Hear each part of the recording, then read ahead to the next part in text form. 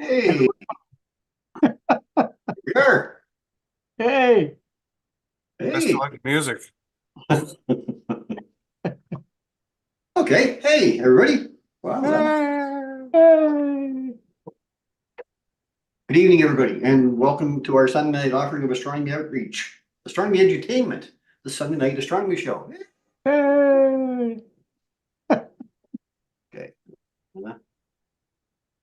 Okay, back to my notes. Yeah, my name is Chris Carroll. I'm the creator of the social media channels known as Astronomy by the Bay. I'm also an amateur astronomer and member of the Royal Astronomical Society of Canada. So, yay! Yay. I'm very pleased to welcome back my two. Well, very pleased. I have to welcome back my two. I'm pleased as punch. I have to welcome back my two regular ghosts, Mr. Paul Owen from the Moon Shadow Observatory in beautiful Hampton. Paul, good evening. Hello. And my other co-host this evening, Mr. Mike Powell from the PFO Observatory here in St. John. Mike, good evening. Evening. Okay. Welcome to the wind. The poor souls down in Nova Scotia that are getting hammered right now. We feel for you. They said 100+ centimeters in parts of Cape Breton. Yike. Yeah, that's I feel sorry for them because they seem to get everything now, don't they? They do, yeah. It's not flooding, it's snowing. If it's not snowing, it's burning. It's just Fire outages, yeah. yeah. Yeah, Anyway. we feel hope you got power on to catch us here tonight. Anyway, we would like to welcome all of you tonight on both the YouTube and Facebook land, and of course all of you who have been joining us through the local Rogers TV network. Thank you for your support. Okay, on tonight's episode of the Sunday Night Astronomy Show, it's just 9 weeks now to the biggest celestial event of the year, 9 weeks tomorrow. And the excitement is really building in the community. I can see a lot of events popping up and people asking questions. And so we have received a lot of requests on how to best view the eclipse. So tonight we're going to discuss the best ways to safely enjoy the experience. Mike and Paul will be talking about how to safely observe it directly. And I'll be talking a little bit about how to observe it indirectly if you don't have the equipment to observe it directly. Also tonight, Mike will present another timely vinyl bud target to enjoy. Paul has another interesting Rosanna's fun fact to share with us. I'll offer a quick view of the best celestial objects to view for the coming week, and I'll also have your wonderful photo submissions to share. So sit back and grab a favorite beverage and enjoy your show. Enjoy that show with us. As always, if you have any questions, please post them here. Let's get started, guys, with a few tips on how to safely observe the coming eclipse. This is where Mike was going to go first. Hello, nice hat, he says. the infamous moon moving in front of the sun thing, right? That's the one. So, yeah, being on the side of, doing vinyl bud, I'm going to talk a little bit about binocular viewing. It's inevitable, when you have an eclipse that somebody's you'll have eclipse glasses or you'll have this or that. You want to have a closer look. So you're thinking binoculars. I'll be able to use binoculars. And yes, you can, but you got to be very, very careful. So I'd like to start off with, if you are going to want to view the sun with binoculars, there is an option out there if you're willing to spend the money, and they are actually a dedicated solar binocular. These ones here are made by Lunt. They have solar filters built into them. They're no good for anything else except viewing the sun. Now, if you want to watch an eclipse through them, that's going to be great. I like them because I view sunspots and things through them. But if you're not going to be, one of these people that wants to go out, and they run around $140 a pair, if you can even find them now, because with the eclipse coming, everything is sold out. But if you want to have a dedicated pair of binoculars just to watch the eclipse, they are out there. Celestron makes them, Lunt makes them. You can make sure these are properly filtered binoculars that are already built for that, and they're ready to go, and they're fantastic for that kind of a thing. Now, again, most people don't want to go out and spend money just to have one dedicated pair of binoculars to look at nothing but the sun. But they do own a pair of binoculars. What can I do? Well, you can take a normal pair of 10 by 50s. These ones are Celestron 10 by 50s, great pair of all-purpose, good use binoculars, and put solar filters on the ends. Now, there's numerous types of solar filters you can buy, and the pair that I got, I don't think they have them on the market anymore. These ones here have batter solar paper inside, but they're like a rubber band on the outside. And it holds them on there as tight as you can get. They are not coming off. I can shake it, I can drop it, I can do anything, and these filters are going to stay on because you want to make sure that if you do put solar filters on the outside of your binoculars only, not on the eyepiece side, but on the objective lens only, then you want to make sure as well that they don't fall off, because if you tip them down like this and go back up like that, and all of a sudden there's no filters on it, you've got no eyes left. I'm going to show you something here in a few minutes that'll get my point across real quick. But yes, you can buy 2 separate filters for your binoculars. You just measure the objective lens in your binocular to 50 millimeter. You can get like a 55 millimeter filter that will go over the end of them, and a lot of them have little set screws on them. But again, that's fine. These ones here are elastic banded. They will not come off. There's nothing I can do. In fact, it's hard to peel them off. But you want to make sure that no matter what happens, those filters do not come off whatsoever when you go to view the sun. They're on there all the time. I've also seen people talk about this end. No, no, no, no, no. Never, ever, ever, ever filter the eyepiece end of your binoculars. You want to filter the outside objective lens only. So saying that, a couple of other things that you can do, and believe it or not, somebody out there is gonna try this, and I'm telling you right now, do not. I'm gonna show you a picture. There's a little bit of binocular safety here. Do you see that screen? Oh, yeah. Don't think for a second that multiple pairs of sunglasses looking at the eclipse and holding a pair of binoculars up is going to save your eyes. It doesn't happen. Do not filter anything from the eyepiece end of your binoculars. That is just one way that you're going to lose your vision. Here's another one that I can see people doing, just not thinking properly. Let me move in. Yeah, I got my solar glasses on. I'm going to look at the sun with a pair of binoculars. No, you make sure that the objective lens of the binoculars is filtered with a proper solar filter. Don't go with the eyepiece end. You will lose your eyeballs. They will be gone in less than a second. You can safely view, again, with filters on the outside, on the objective lens on both sides.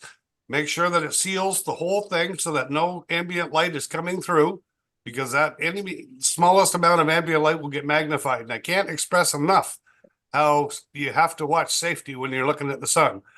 Here's a little video I'm going to play for you that gives you a rough idea of what's going to happen if you try something like this.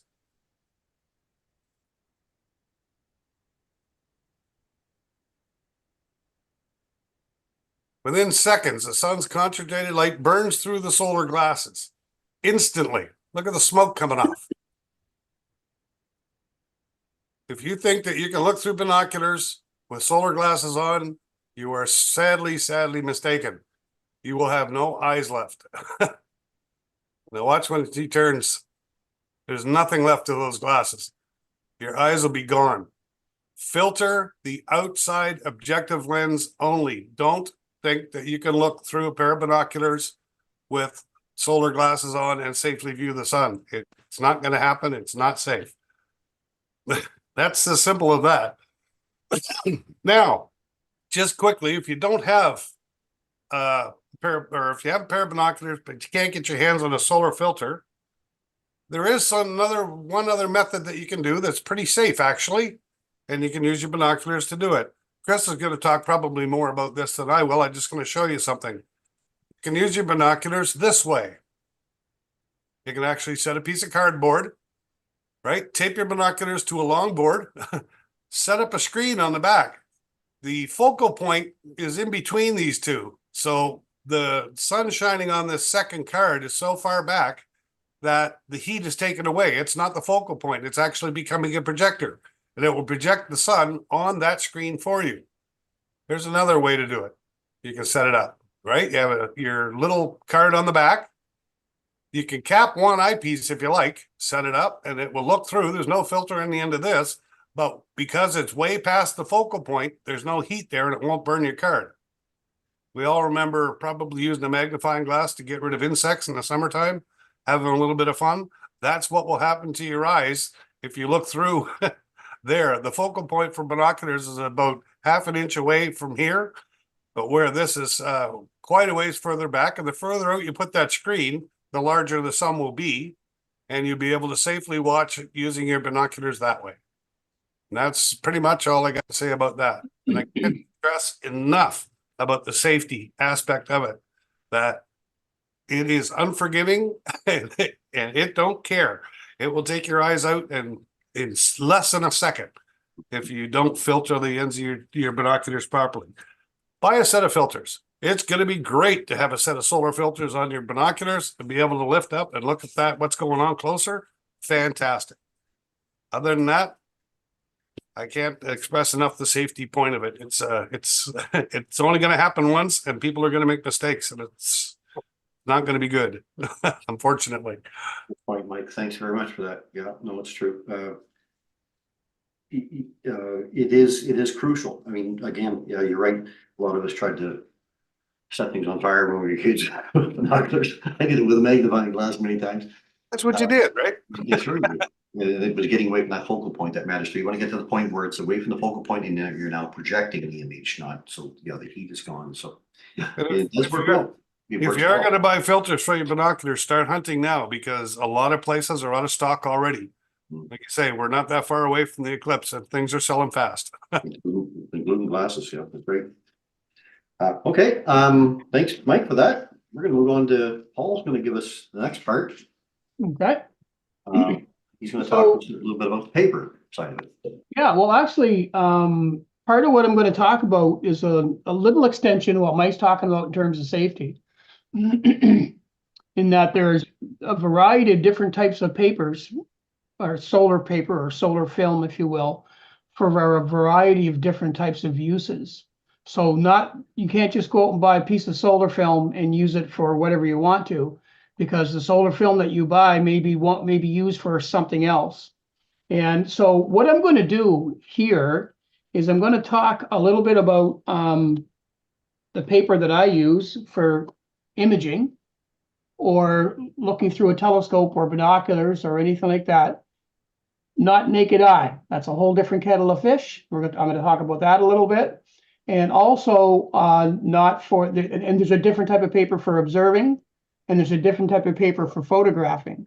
And it's all based on what you're going to do with it and where that end result ends. Now, what the paper is designed to do, what the filters that Mike showed earlier are designed to do, is when you put that solar film over the front of the eyeglasses, its job really is 99.999% to reject away all of the sunlight that's going on to the binocular or the telescope or the sun or the eyeglasses if you're observing the sun.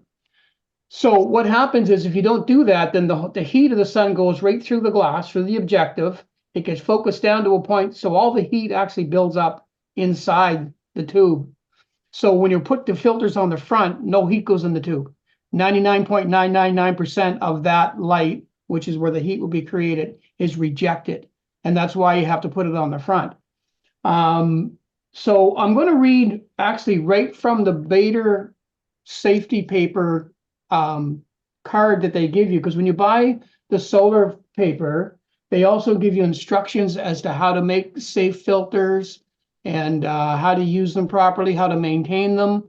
There's actually a maintenance portion of this paper. I call it paper, we can call it film, call it what you want.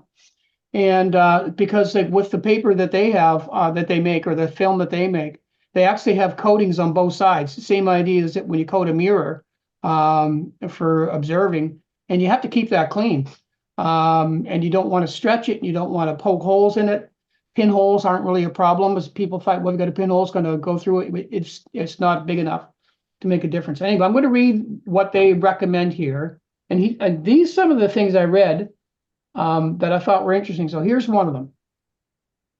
So additional notes on astrosolar material.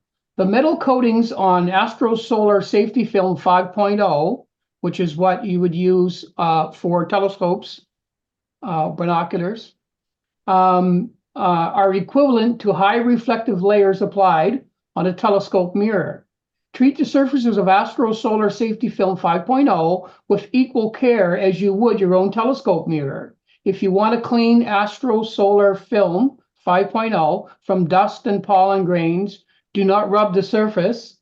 Only rinse the film with running water and dishwashing liquid. They prefer Dawn. And for careful wiping, use pharmaceutical cotton wool or for applying and removing the detergent. So again, there's an actual coating on both sides of that paper. So don't just take it and handle it like it's paper you can use. You don't want your fingers on it. You don't want to crumple it up. When you put it together, another thing they say here is to make it so that it's not loose, but not tight. So you don't want ripples in it like you would see a badly wrinkled sheet. You want it to relatively as smooth as possible, but if it's got a slight wave to it, that's fine, just not ripples. So that's the proper way when you're actually building them. Let me see. That's the thing about cleaning and handling it. I want to go to something that's even more important. Okay, here it is here.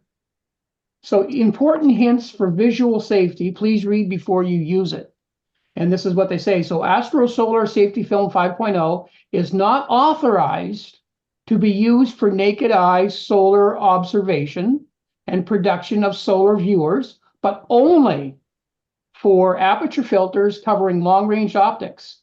For direct solar viewing without telescope, binocular, or camera optics, inquire about the ENISO, and it gives you a long number, certified Eclipse shades equipped with Astro Solar silver gold film.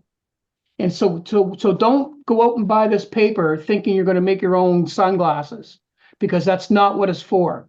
So again, the reason I'm bringing this solar film off here is because you can use, if you buy observing paper, you can use it for imaging.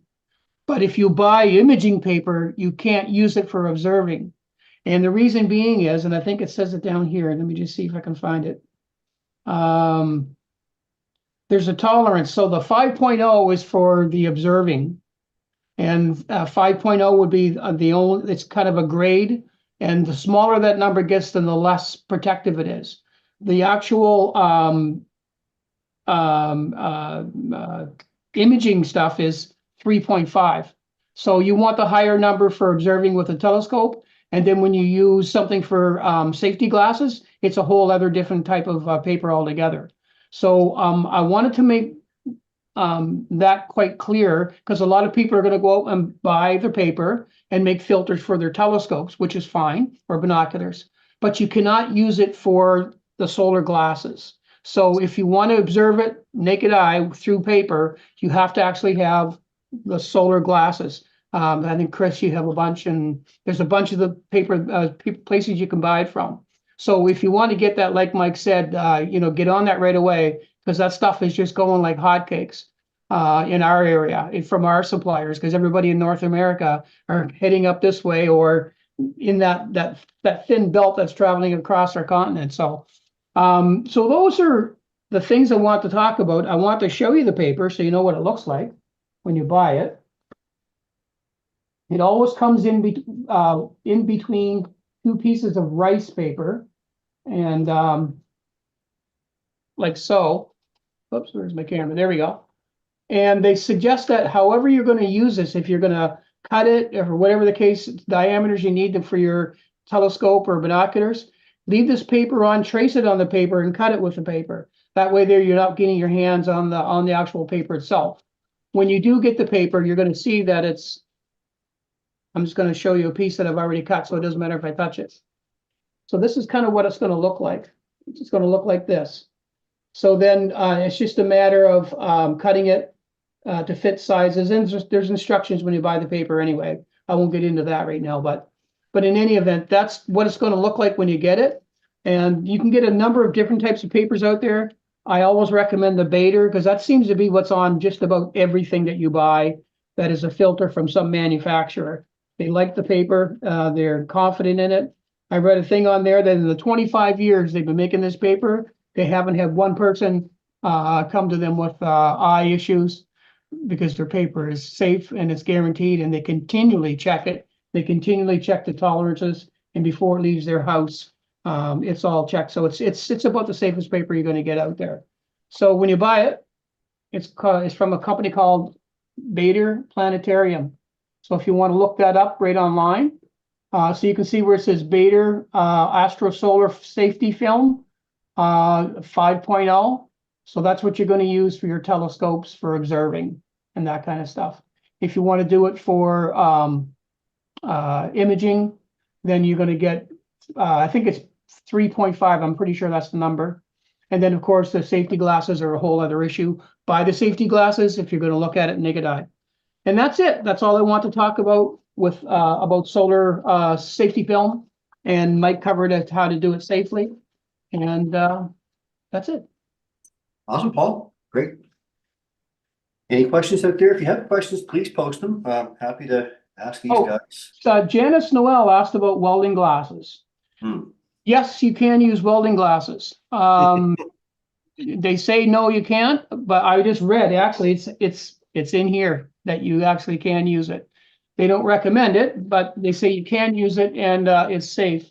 Apparently, the reason being they gave in here was that first of all, you have to get the right grade of it. So unless you know about welding glasses, I don't recommend you do that. If you do know someone who does know a lot about welding glasses, they can set you up on the right direction. But apparently, what's in it is that this kind of glass is designed for guys to be staring at stuff for like 8 hours a day, all day long, and it gets extremely bright in there. So the certain glass that they use that actually is quite safe for this thing. I don't know what it is, so I'm not going to recommend it. But to answer your question, Janice, it is possible to use it and safely, but I don't know anything about it, so that's about as much as I'll say on that. I just read the same thing and posted it. I'm not going to talk about anything other than proper solar filter paper. I know about the welding glass thing. I've even seen people talk about the welding glasses that are automatically change, and as soon as you look at the sun, it doesn't change. And now you're in trouble. So I'm not going to tell you to use anything other than proper solar filter paper on anything. Your scope, binoculars, your eyesight is your eyesight. Yeah. Other than that, you take your own chances. Yeah. One crack at it. Yeah. Thanks, guys. Okay. Great. Okay. These two guys have covered how to look at it directly. I'm going to just bring up a couple of points about how to look at it indirectly, or how to look at it indirectly, how to enjoy it indirectly, I guess. Because some people, will not have the glasses and will not have anything to I mean, you shouldn't treat the sun any differently during the eclipse as you would treat the sun every single day. I mean, we wouldn't sit and stare at the sun well, we can't today because it's cloudy, but normal, it's been cloudy for a while. Of course, we're not going to look at the sun in Nova Scotia either right now, but if you have a clear day and you wouldn't spend 30 seconds staring at the sun, you won't be doing it on eclipse day either, especially during the partial phase. During totality, that's a different story. But then that's only a very short window, and you have to be exactly sure that you're in totality before you start to do it. Past the diamond ring effect and the whole bit, and you're right into totality, right? You've got that 2 minutes and 30 seconds, maybe, if you're lucky. If we all have clear skies, which are all guaranteed to have clear skies anyway. So, so I would say don't treat it any differently than you do on any other day. And kids are going to want to look at it too. I mean, it's going to be something they know there's something happening. They're going to want to stare at it. I think some of the local schools are actually sending kids home in the afternoon so that they'll be home with their parents when this all takes place, which kind of makes a good point for me. I think it's a great idea. That's a nice way of putting it. It's a good way of putting it. The schools don't want to be responsible for kids. They don't. They don't. It's true. And I mean, kids are getting out of school at 3:30. That's when everything starts to happen. So, who knows, right? So I think it's a great idea if they continue to do it. Give them the afternoon off. They're gonna learn more in that afternoon about the solar system than they would in a day's class. So. Exactly. But the thing is, there's a very safe way to do this. Just do your due diligence and make sure you know how to do it safely. And you can really enjoy it. Yeah. Okay, let me share my screen here. I'm just going to get into it. I just get a few slides here, really. Make sure I get the right one. This is this one, I guess. And I got my sound. Okay. So safe ways to enjoy the eclipse, as far as I'm concerned. Hang on, I bring it up here over here too. I think it's right here. Just give me 1 second here. Gotta get the right screen. There, okay. Um, online. You know, that might be, the idea that we all have to look at is an online feed. And there are going to be live streams. I mean, they say the eclipse will pass over 60 million people, totality at least, the largest viewing in history. So all along that strip, there are going to be places that will be offering live streams. I won't be offering a live stream, guys. We can talk about tonight if you want about where we're going to be. We've been invited to someplace differently, so I won't be offering a live stream directly. But this one here, timeanddate.com, they have a great live feed. I've watched several eclipses through these guys, lunar and solar. The last one I watched I think was going through Australia. And they do very good commentary. They have 3 or 4 different guests on the show throughout the whole event.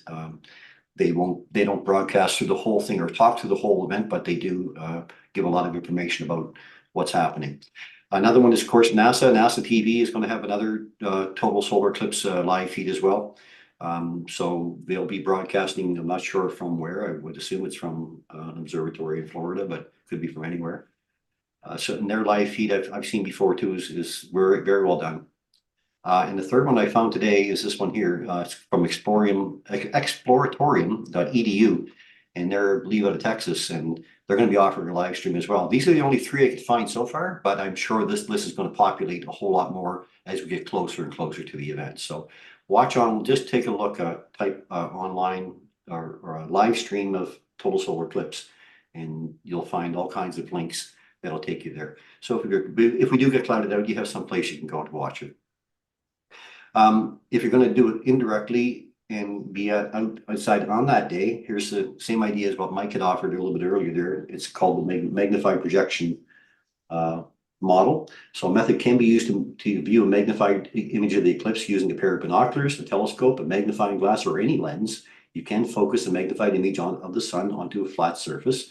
It is recommended that you use a stand or tripod to hold the binoculars or lens to make it easier to focus the image. Be sure you don't, if you're going to use a telescope, be sure that your finder scope has a cap on it or a piece of tape or something, because you might be tempted to look up in there to try to find the sun in the sky. You're not going to want to do that. You're going to want to be able to find it by using the scope itself to point the image actually down on the ground. You will need to adjust the distance between the lens and the flat surface until a round image of the sun appears. If the light is focused into a single point, then the lens is too close to the flat surface. Now, no, never look at the sun through a lens without a filter in place, please. The other one is the pinhole projector. You can do the same thing, only using just a piece of paper or cardboard. Take a sheet of paper and make a very small hole in the middle of it using a pin or a drawing pin. Make sure that the hole is round and smooth. Then with your back towards the sun, hold a sheet above your shoulder, allowing the sun to shine on a piece of paper. A second sheet of paper will act as a screen. Hold it at a distance so that the inverted image of the sun is projected on it through a pinhole. And to make an image of the sun larger, move the screen away from the pinhole sheet. I remember doing that when I was a kid, and it worked out really well. This is great for kids. And there's another, you can even use a colander that'll give you, 100 little tiny little eclipses on the ground.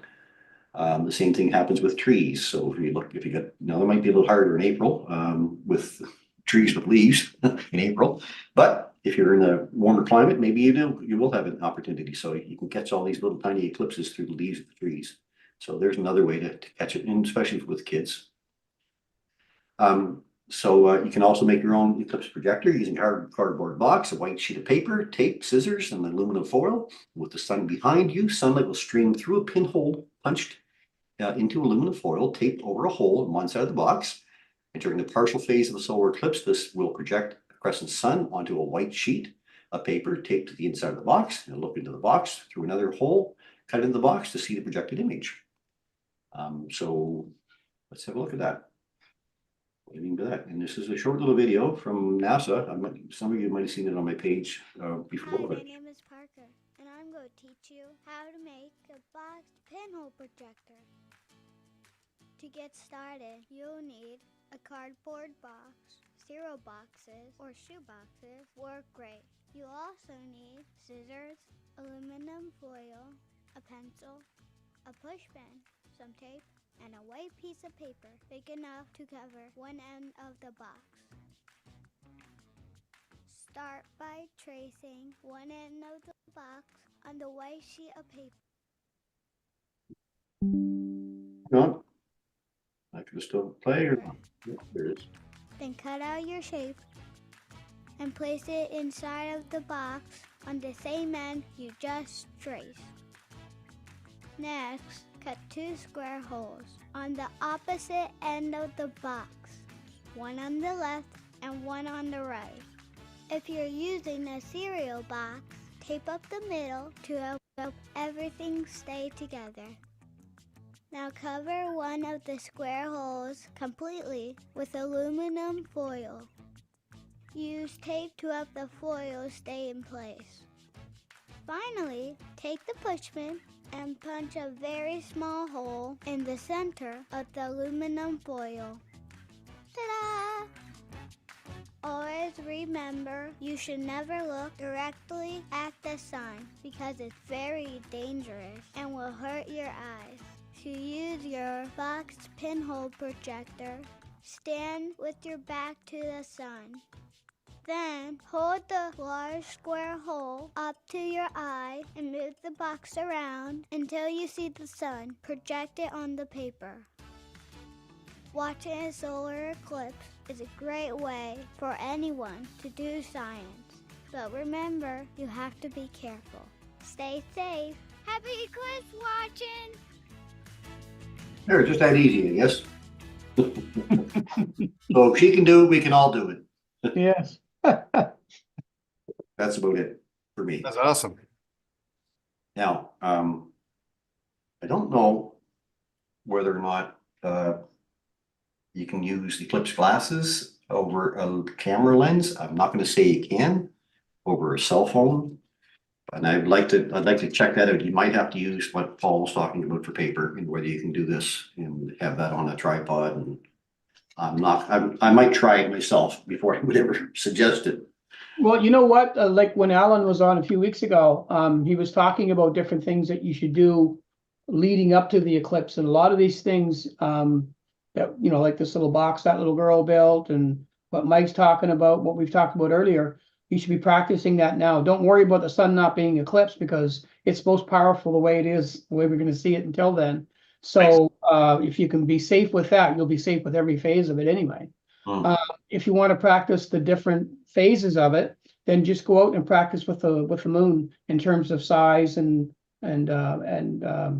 capture sensitivity on your camera and so on. So because like the moon is like the sun, different phases of the moon are going to give you different settings you're going to need on your camera for exposure. So you can actually practice with those as well, because a bright moon, full moon, is bright. And so you can kind of practice with that, the different phases, because the sun, when we go through that eclipse, is going to go through those different phases. So anyway, so yeah, so get out there practicing even before this happens. So Absolutely. All you're practicing, make sure you're not having to fiddle and fumble the day of, or especially during the totality part. You want to stop and just enjoy the few moments that you have. Forget about the camera.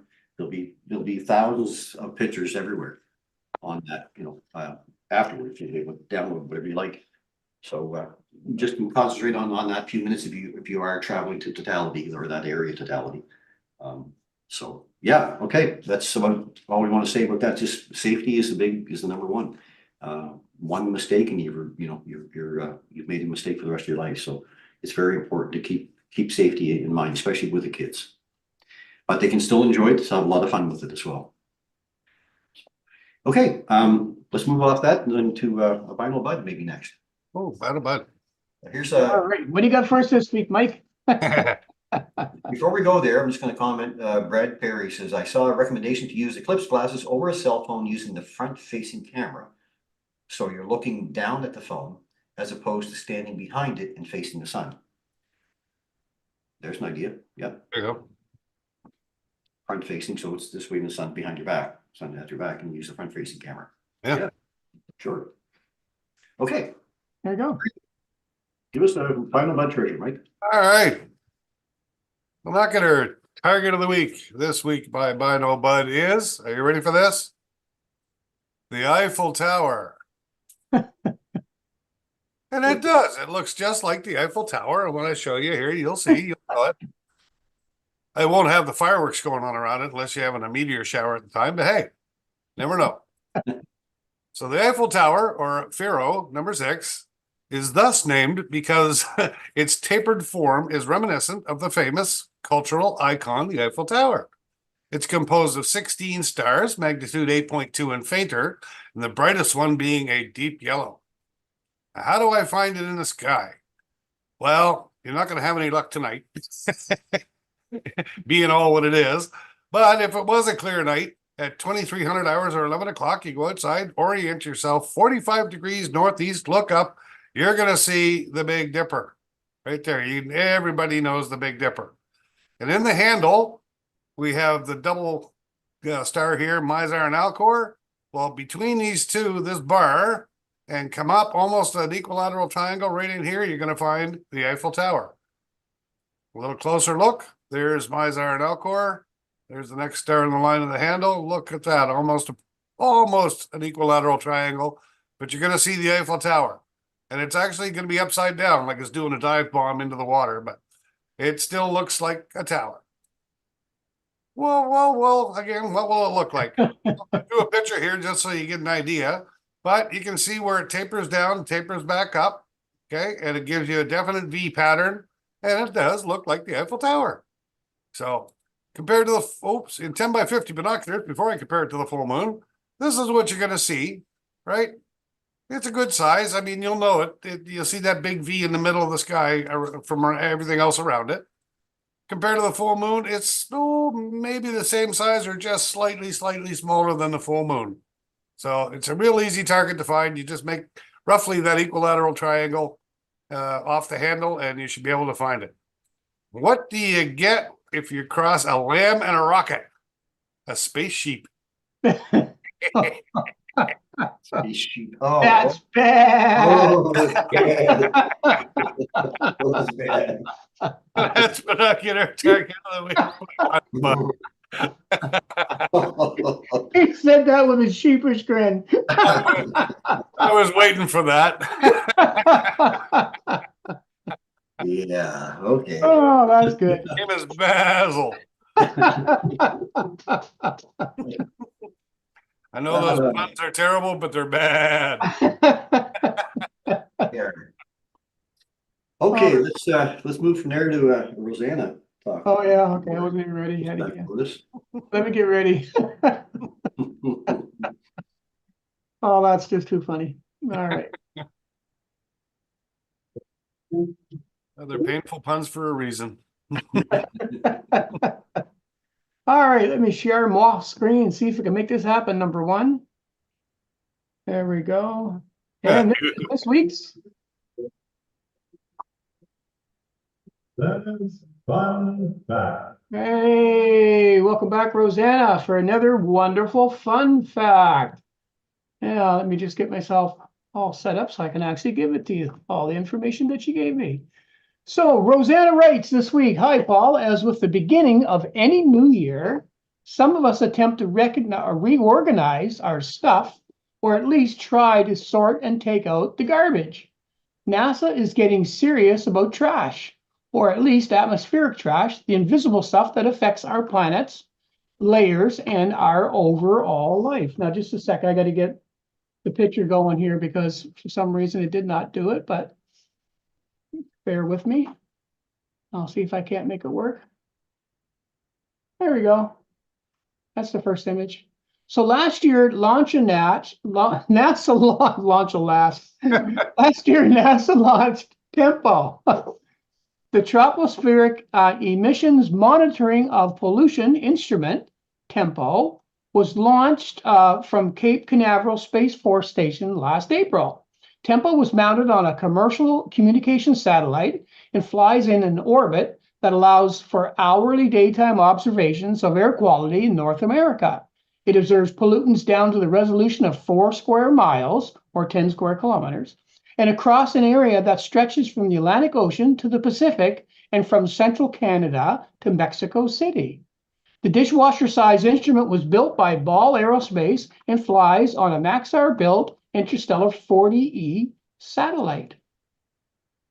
Now, what does this mean exactly?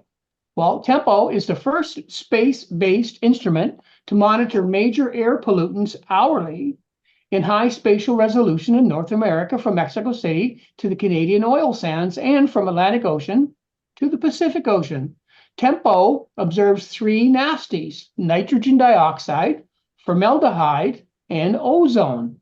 Nitrogen dioxide is a noxious gas released from the burning of fuel that can cause difficulty breathing and exacerbate asthma. Formaldehyde, a byproduct of the breakdown of volatile organic compounds in paint, glue, and gasoline, has health effects that range from eye irritation to cancer.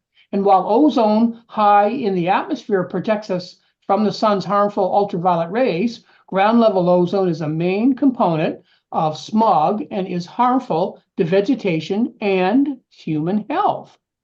I'm not sure of how mankind will deal with these kinds of pollutants or atmospheric trash, but it is important to chart it and know exactly where it is or where it is worst. Japan has also decided to attack trash, but a different kind. X-Fusion and Osaka-based startup plans to develop a ground-based laser system to help knock out space junk from the ground. This innovative approach can be, a valuable way of clearing up the increasingly crowded space around our home world.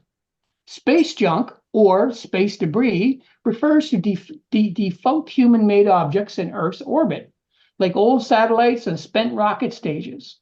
These fragments, varying in size, pose collision risks to operational spacecraft and the International Space Station. Even debris as small as a few millimeters can create problems when it hits functioning satellites and spaceships. There is also another startup company, Tokyo-based Aeroscare Holdings, which plans to launch a dedicated satellite to remove relatively large space debris. And they are called the Space Sweepers.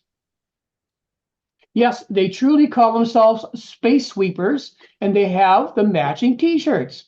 They have just acquired $3 billion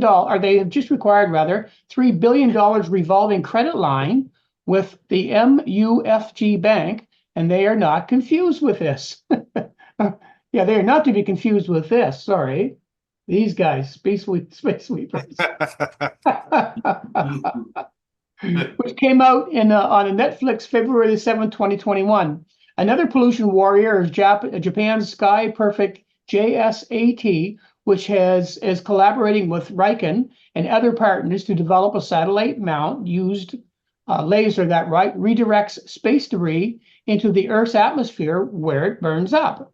So they also are promoting a lot of other features, including this one. You can guess what they are. You can guess what they're trying to communicate. I don't know. This is the promise they have posted on the website. Unauthorized access is not easy compared to terrestrial networks, so it is possible for satellite communications to ensure high security. They exercise an outstanding role in peace of mind and safety, and the propagation of information with a high secret nature, including the security field. However, I don't know if any of you know my nephew David Shipley of Barison Cybersecurity. He had this to say about X-Fusion and the others. When this gets hacked, hijacked, and weaponized, I want to say I called it. If Hollywood producers are reading any of this Laser World news, I expect a global laser link disaster film coming soon. And last week, I promised I would get back to you on the polar vortex wobble.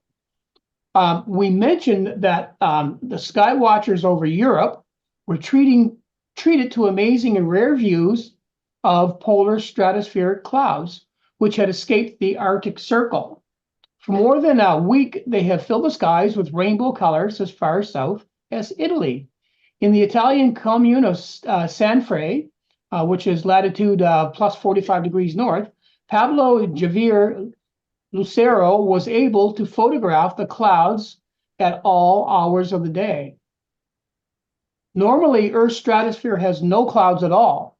Only when the temperature drops to a staggeringly low minus 85 degrees Celsius can widely spaced water molecules assemble into icy stratospheric clouds with colors that rival auroras. PSCs are considered to be the most beautiful clouds on Earth. Amy Butler of NOAA's Chemical Sciences Laboratory has the answer, the polar vortex. And there it is, understanding the polar vortex. So the polar vortex, can wobble like a top. And in December, it was displaced towards Europe. She explains, you can see that this is the figure from Zach Lawrence's website. There we go. So there's quite a little wobble going on there, I think. So the clouds are gone with a rise in temperature of more than 30 degrees Celsius. Butler says this is probably the result of a strong planetary wave breaking in the stratosphere. Planetary waves, also known as Rossby wave, occur naturally in rotating fluids. Within the Earth's ocean and atmosphere, these waves form as a result of the rotation of the planet. Amy writes a really cool blog on the polar vortex, which I've already bookmarked. Amy also points out, remember, the polar vortex is not a synonym for a cold snap, a common misconception. Florida is lovely this time of year. And that is this week's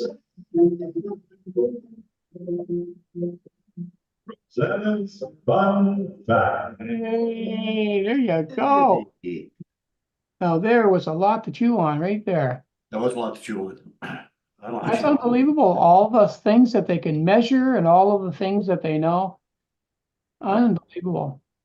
And the space junk that's up there, what are they doing with it? They're drawing it towards.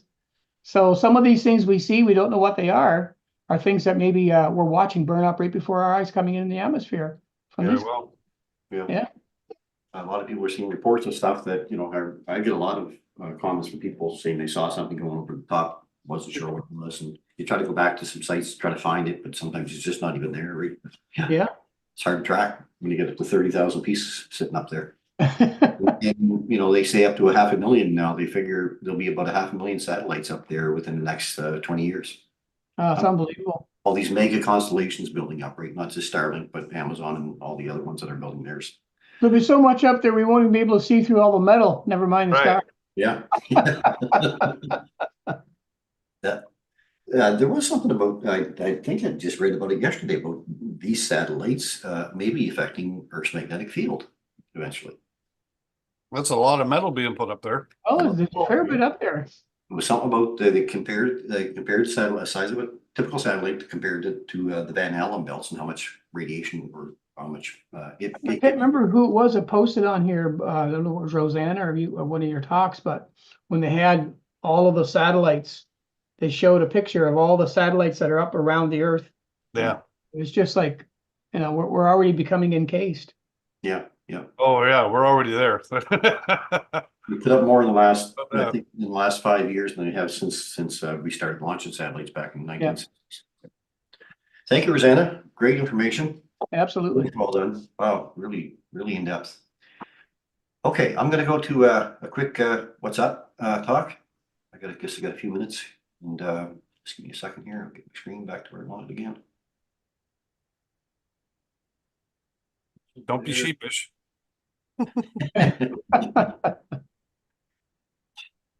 Okay. Okay, quickly, what's up? Just a couple of celestial events to watch for this week. I'm going to start with this nice trio coming up on Wednesday, February 7th, Moon, Venus, and Mars together. Early risers on Wednesday morning will have an opportunity to catch our waning crescent moon, brilliant Venus, and very dim Mars as they form a nice celestial trio in the southeast before dawn. So watch for that. Mars will be very dim. You might need binoculars to catch it, but it should be there. Of course, the moon and Venus, the second and third brightest things in our sky behind the sun. Saturday, February 10th. I like these ones, Mike. These ones we've been out for a couple of times before. Young Moon Challenge. So on Saturday, you can try for this challenge. See if you can spot the young moon less than 24 hours old. Our moon turns new on Friday at 6:59 p.m. and moon set on Saturday is at 6:44 p.m. So when the moon sets on Saturday, it's still not quite 24 hours old yet.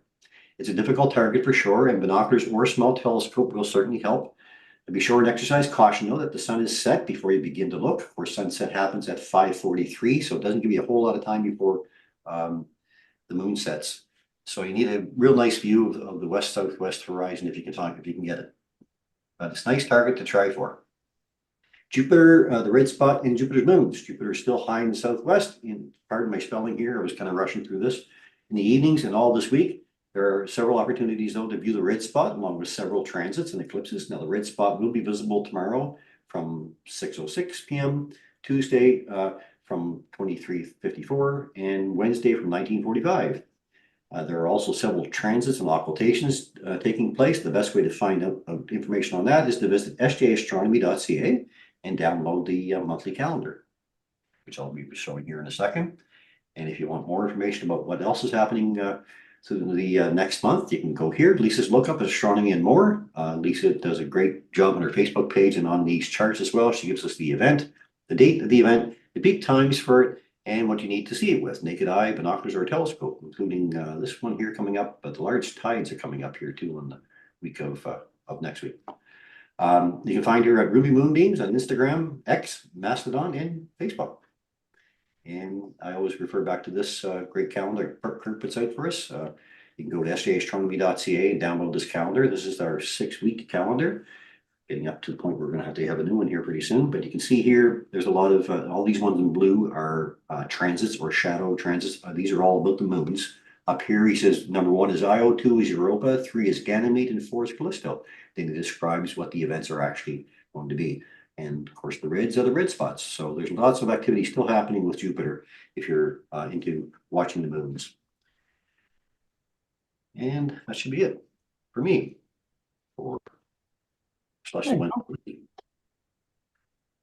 Okay, and I got a few photos to share, and then we're going to sign off. So we got. Let me get to that now. This file.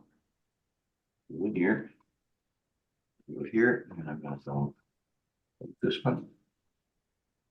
Sorry, 2 new monitors on the go. Open with. Okay, so let's get my share screen again. And click on number 3. So, okay, we'll start with this one.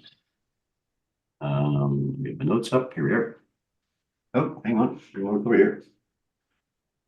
Hurry up now. Yes. Yeah, you're good. Yes. Yeah, Okay. there it is. Okay, I got this photo from Kathy Adams. Slide over here. There. Okay, Kathy says this afternoon, sun, nice seeing more spots again. This is the other day, of course. Celestron C5 and Sony A600. Oh, lots of activity. Started Wow. picking up, yeah. Picking up again. Yes, sir. It's going to be really interesting when the eclipse comes. Like, hopefully, we'll have this kind of activity happening while the moon is eclipsing the sun at the same time. So it should be great. Okay, thanks, Kathy. This one here from her moon shot from January 30th. She braved the cold briefly for a lunar shot early in the morning. It was beautiful, but freezing cold. I managed to hold 3 shots. There you go. This one from David Smart. David said, had a bit more time to process. At least I got a lot of the sun spots. You did. It's coming along well. Yeah. Wow, look at that, eh? You know, he's getting lots of detail in there. Yeah. Yeah, it's looking really good. Great There you job. go, David. Moves out to David Hoskins capture, waxing gibbous moon. Details William Optics Red Cat 51 with Optilong L Pro filter, ZWO ASI 183 MC camera, Skywatcher EQ6R mount, best 200 frames of SER video stacked with Auto Stacker 3, and wavelets adjusted with Registacks, additional processing with Photoshop. Right on. Amazing clarity there. Oh, well done. A nice moon to go. Nice. Well done, David. Mr. Owen, Oh, look at that. he said, I wanted to shoot a moon for a while, as I hadn't done so for some time, so here it's, the lunar display. Yes, sir. Nice. It's a beauty. Yeah, it was a nice, we had good sky or good seeing that night. So by the way, for those people who are shooting the moon, my practice lately, and it's been working well, is using a red filter. So anytime I shoot the moon now, I shoot it with a red filter. That's right. Yeah, I'm shooting in mono anyway, but I'm not looking to make it red, but the red filter really shows a lot of detail, and I find that I can expose it more in the brighter areas and not get so much of that white burnout that we typically get on the really hot spots on the moon. Yeah. And there's a little bit more detail you can see with the red filter. So anyway, that's been my success with it lately. I do the same, only I'm using a duo filter. So basically shooting the moon narrowband, and what a difference it makes from just shooting it without a filter. Yeah, oh, absolutely. Yeah. Yeah, you may have to use a little more gain, but you got more control over it. Yeah. The thing I Nice love detail. about moon shots like this is that now you got that capture call, you can go back and try to learn, a little Well, bit. it's funny you mentioned that, Chris, because this shot actually made me haul out my moon book, and I started to try to study certain parts of it. And you're absolutely right. It's just like, holy crap! I like those three little. I don't have a mouse to show you, but those three little craters that are just in almost the center. Yeah, they're not.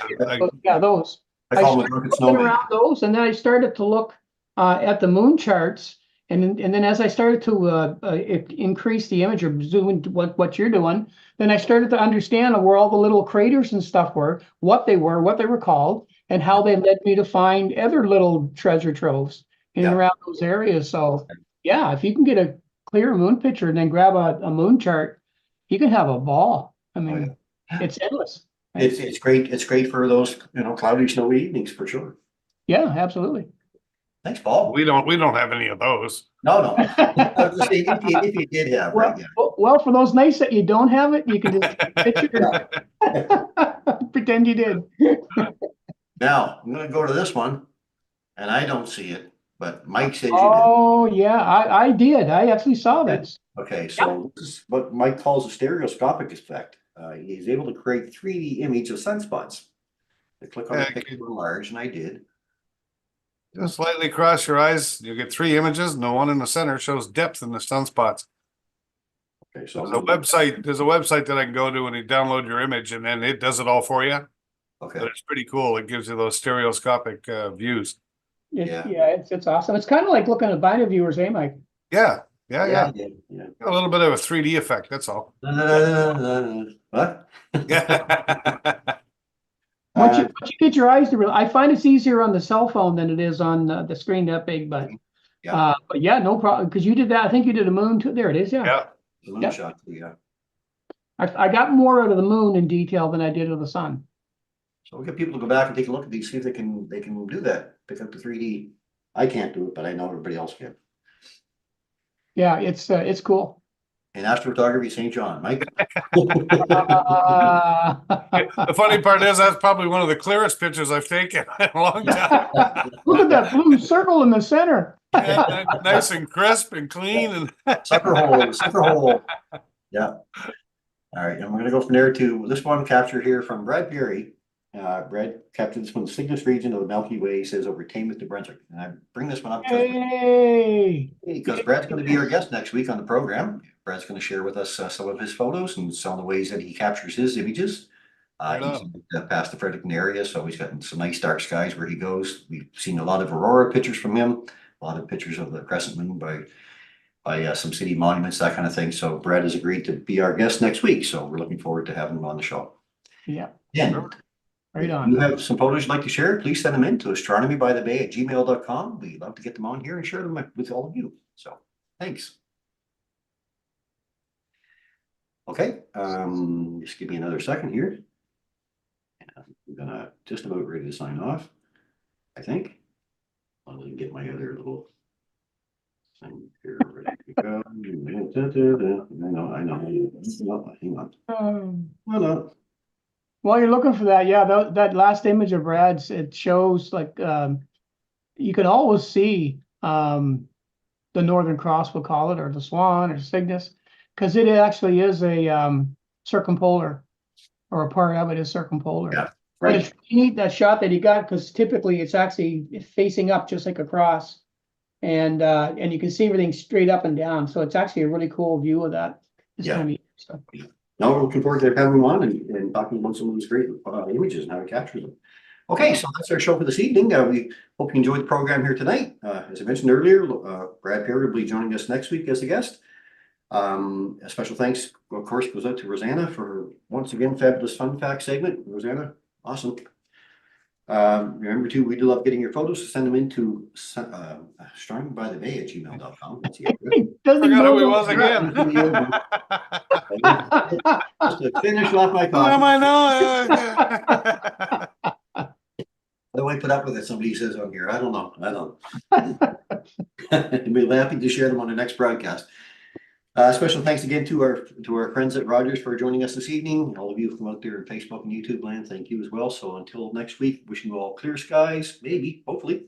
As we like to say, open your eyes to view the skies and keep your scopes pointed up. Thanks, everyone.